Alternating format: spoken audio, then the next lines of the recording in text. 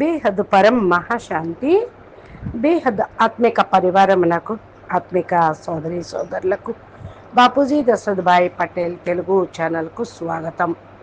మనము సౌందర్యం గురించి, అది ఎన్ని రకాలు, ఏ విధంగా ఆకర్షణ, సత్వ, రజో, తమో అనే దాని గురించి సాక్షి బెహన్ ద్వారా మనము ఫస్ట్ పార్ట్లో విన్నాము.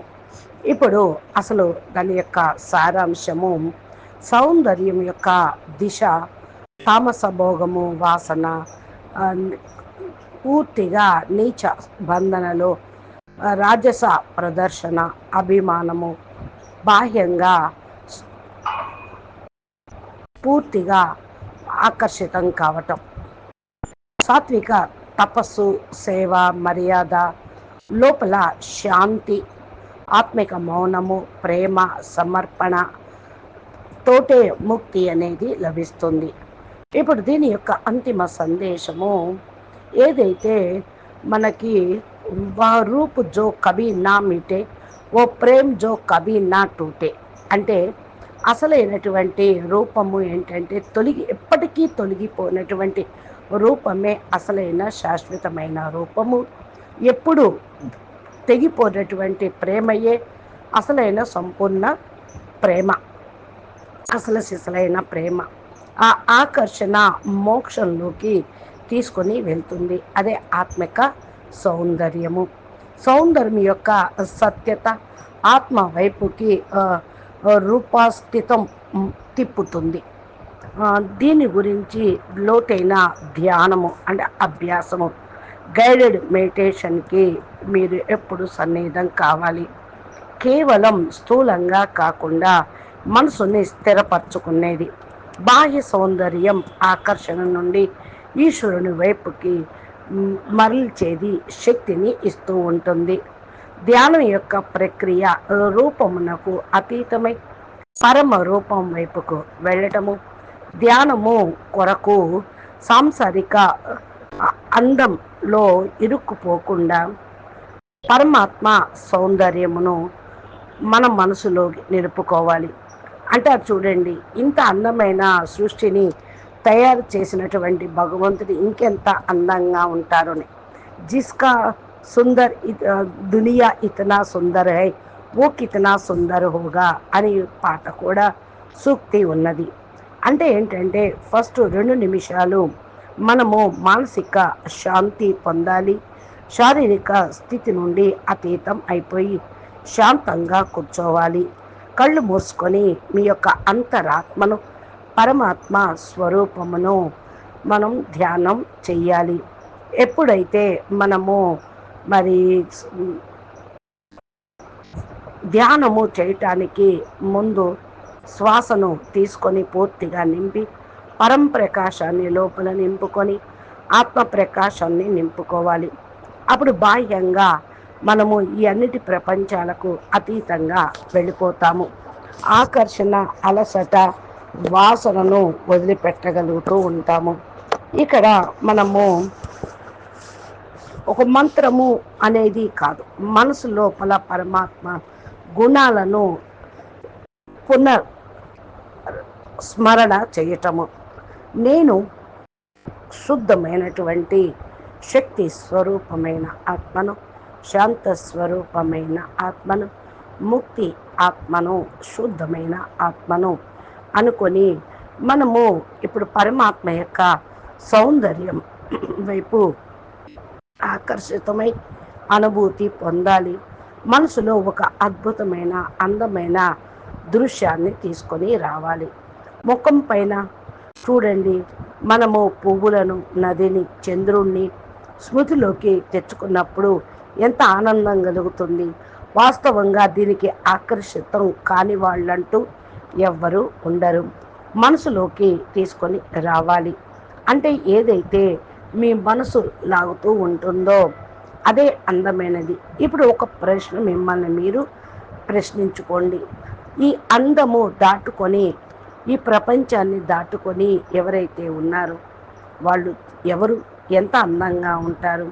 ఆయన రచనే ఇంత అందంగా ఉంది, ఆయన ఎంత అందంగా ఉంటారు అని మీరు చూస్తూ ఉన్నారు కదా.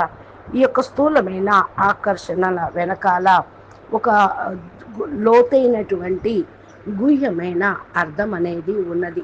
దానికి సంబంధమే రూపాతీతము. రూపానికి అతీతమైన, రూపానికి అనంతమైన స్థానము అని. ఇప్పుడు ఈ సౌందర్యం యొక్క ఊర్జ పరమాత్మ వైపుకు మనల్ని తీసుకొని వెళ్తూ ఉంటుంది. కళ్ళు మూసుకొని మీ లోపల మీ హృదయమును ప్రకాశమయ స్వరూపాల్లో అనుభవం అనేది పొందాలి. శ్రీరాముడు, శ్రీకృష్ణుడు, దేవి దేవతలు, ఇష్ట దేవతలు, ఏ గురువునైనా వారి యొక్క దివ్య స్వరూపాన్ని మీరు ఆరాధిస్తూ ఉంటే మరి అందంగా ఆకర్షితమైన స్వరూపంగా ఊహించుకోవచ్చు. లేకపోతే ఇవి కూడా సాకార స్వరూపాలే, ఇవి కూడా క్షణికమే. వీరి లోపల ఉన్న ఆత్మ చైతన్యము, పరమానందం, పరమ ఆకర్షణ ఏదైతే ఉందో దాన్ని పొందాలి అనుకొని దానిపైన ప్రేమ పెట్టుకోవాలి. కళ్ళల్లో కూడా ఆ పరమాత్మ స్వరూపం, భగవంతుని యొక్క కరుణ, ఆనందము, శాంతి అనేది మీ మనసులోకి తీసుకొచ్చుకోవాలి. ముఖపు పైన శాంతి, మనసులో పరం శాంతి అలాగా కనిపిస్తూ ఉన్నప్పుడు కేవలం మౌన సౌందర్యమే అందమైనది. నెమ్మదిగా ఏ ప్రభు ఈ యొక్క ఆకర్షణ లోపలికి మమ్మల్ని ఈ యొక్క స్థూల ప్రపంచం యొక్క రూపాల్లోకి నన్ను ఇరికించకుండా నీ వైపుకు తిప్పుకో, నీలో ఇముడ్చుకో అనేటువంటి భావనను కలిగించాలి. ఈ భావన ఉన్నప్పుడే ఈ స్థూల రూపాలు మిమ్మల్ని ఆకర్షించవు. పరమాత్మ రూపమే ప్రేమ మిమ్మల్ని ఆకర్షిస్తూ ఉంటుంది. ఇది ఆత్మ యొక్క సౌందర్యం యొక్క దర్శనము కదా. ఇప్పుడు ఏదైతే మరి మీ ధ్యానము స్వయం పైన కేంద్రితం చేయాలి. అంటే మీ లోపల మౌనంలోకి వెళ్ళిపోతూ అనుభూతి పొందండి. నేను ఏదైతే చూస్తూ ఉన్నానో, ఏదైతే అనుభవం చేసుకుంటూ ఉన్నానో అది పరం ఆనందము, పరం అందము, పరం శాంతి, పరం సుఖం. అదే ఆత్మ. అది పురుషుడు కాదు, స్త్రీ కాదు, యువకుడు కాదు, వృద్ధుడు కాదు, అందము కాదు, కురూపి కాదు. కేవలం ఆత్మ చైతన్యము. నిత్యమైనది, నిర్మలమైనది, దివ్యమైనది అని భావన చెందుతూ మీ లోపల మనసు స్థిరపరచుకొని నేను దేహమును కాదు, ఆత్మ సత్ చిత్ ఆనంద స్వరూపమును, నేను ఆత్మ పరమాత్మని యొక్క అంశను, పరమాత్మ స్వరూపమును అనే భావంలో ఉంటూ నెమ్మదిగా ఆత్మస్వరూపంలో స్థిరం కావాలి. అక్కడ ఏ వాసన ఉండదు. బస్ శుద్ధ ఆకర్షణమైన స్వరూపము ఉన్నది. నెక్స్ట్ సెకండ్లో మనము ఆ యొక్క పరమాత్మ వైపు ఏదైతే అందమైన పరం అందంగా ఉన్న స్వరూపము మౌనంలో వెళ్ళిపోయి పరమాత్మ ఎడల పూర్తిగా సమర్పణ భావంతో నిమగ్నం అయిపోవాలి. అప్పుడు ఏ పరం సౌందర్య శ్రోత అంటూ మీ వృత్తిని ఆ పరమాత్మ వైపుకు, ఆ దిశ వైపుకు మరల్చండి. ఆ రూపం యొక్క మూలంలోకి మీరు వెళ్ళండి. నెమ్మదిగా శ్వాస యొక్క గతి తిరిగి వస్తుంది. శరీరంలో బంధీకృతం కాకుండా ఆత్మ వైపు దాన్ని మరల్చండి.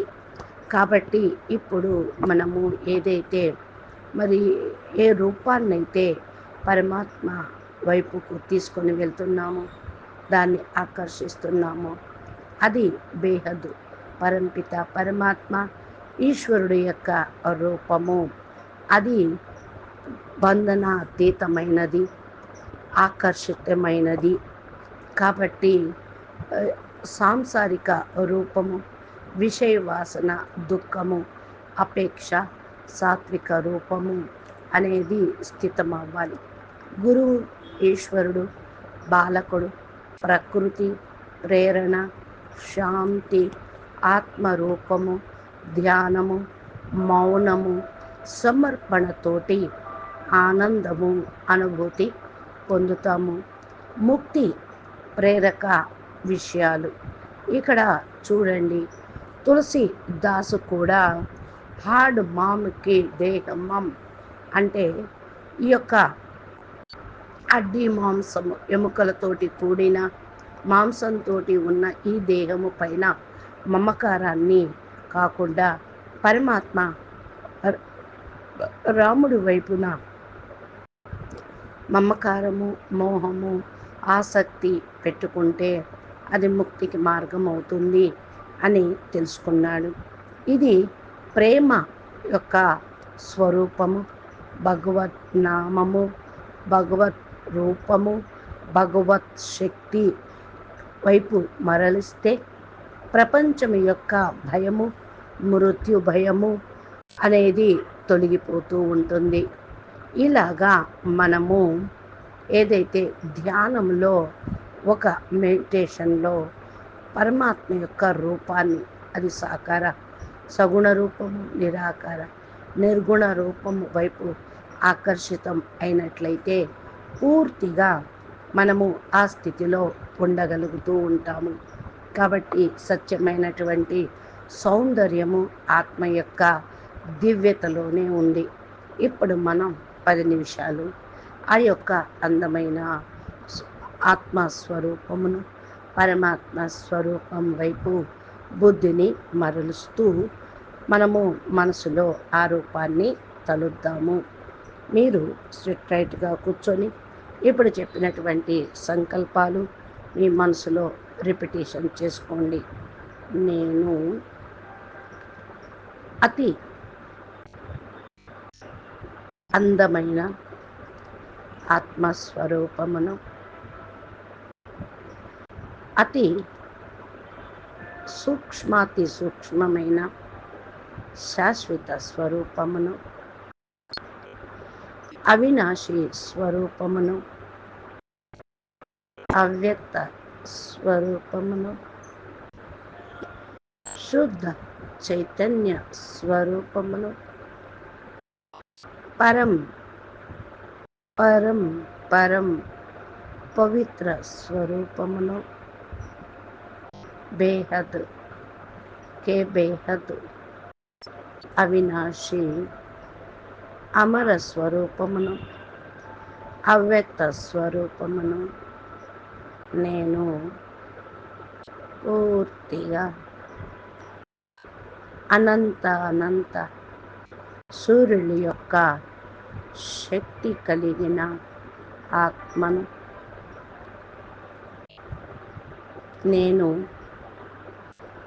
బేహద్కే బేహద్ పరం పరమాత్మని యొక్క సంతానమును, అతి సూక్ష్మాతి బేహద్కే బేహద్ పరం ప్రకాశము కలిగిన ఆత్మను, బేహద్కే బేహద్ కళల పరంధామ నివాసిని, ఈ యొక్క విశ్వమును పరం శాంతిమయంగా, పరం లైట్మయంగా, పరం చైతన్యంగా మార్చటానికి ఈ భూమి మీదకి అవతరించిన దివ్యమైన ఆత్మను నేను. బేహద్ పరం ఆత్మను, పరం పవర్ కలిగిన ఆత్మను, పరం శాంతి, పరం ప్రకాశ స్వరూపమును, బేహద్ ఆత్మను, బేహద్ పరం శాంతి, పరం ప్రకాశము, పరమానందం యొక్క స్వస్వధర్మముగా, స్వస్వరూపముగా కలిగిన ఆత్మను, పరం శాంతి, పరం శాంతి, పరం శాంతి, పరం శాంతి.